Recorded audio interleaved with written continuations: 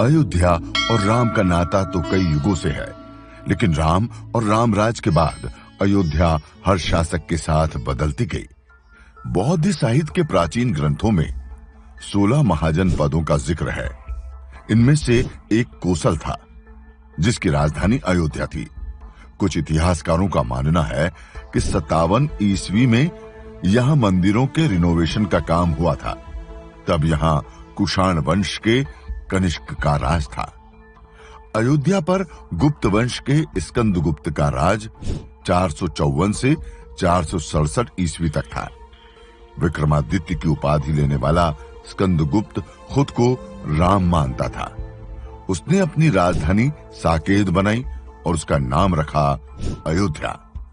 Hence T baker अपनी किताब history of Ayodhya में कहते हैं कि विक्रमादित्य ने अयोध्या के कई मंदिरों का जीर्णोद्धार करवाया था।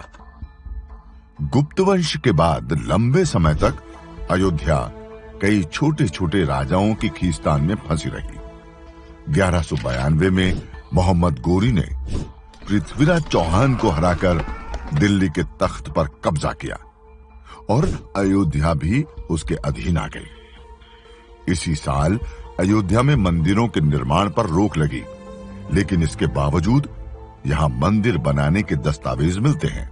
इलाहाबाद जिले में गढ़वा और मेवाड़ में शिलालेख मिले हैं।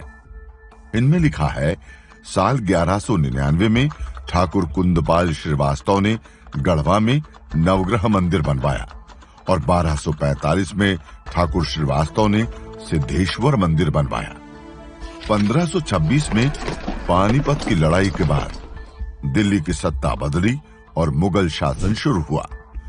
1932 में छपी अयोध्या ए हिस्ट्री में लेखक लाला सीताराम कहते हैं, बाबर 1528 में अवध आया। जाने माने फकीर फजल कलंदर के कहने पर उसने अपने सिपह सालार मीर बाकी को हुक्म दिया कि राम जन्म स्थान पर बने मंदिर को तोड़कर मस्जिद बनाए। 17 दिनों तक वहां हिंदुओं से लड़ने के बाद मीर बाकी मंदिर में घुसा, लेकिन मूर्तियां अदृश्य हो चुकी थी। इसके बाद बाकी ने मंदिर की ही सामग्री से मस्जिद बनवाई, जिसका जिक्र मस्जिद की दीवार पर मिला। लेकिन कुणाल किशोर अपनी किताब अयोध्या रिविजिटेड में लिखते हैं कि बाबर के अयोध्या में मस्जिद बनवाने का कोई प्रमाण नहीं है।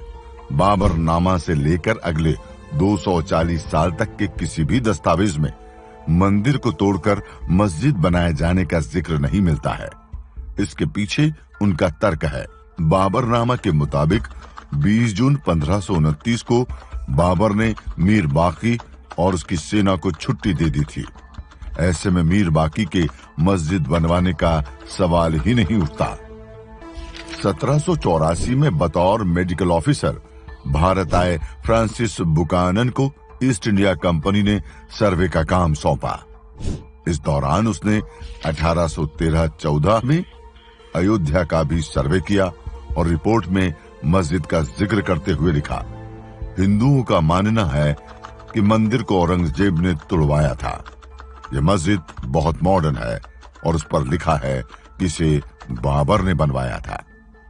बाद में इसी रिपोर्ट की वजह से मस्जिद को बाबरी मस्जिद कहा जाने लगा, लेकिन मंदिर टूटने का पहला जिक्र 47 साल पहले हुआ था, जिसे सन 1767 में ऑस्ट्रिया मूल के पादरी टेफेनथेलर ने किया था।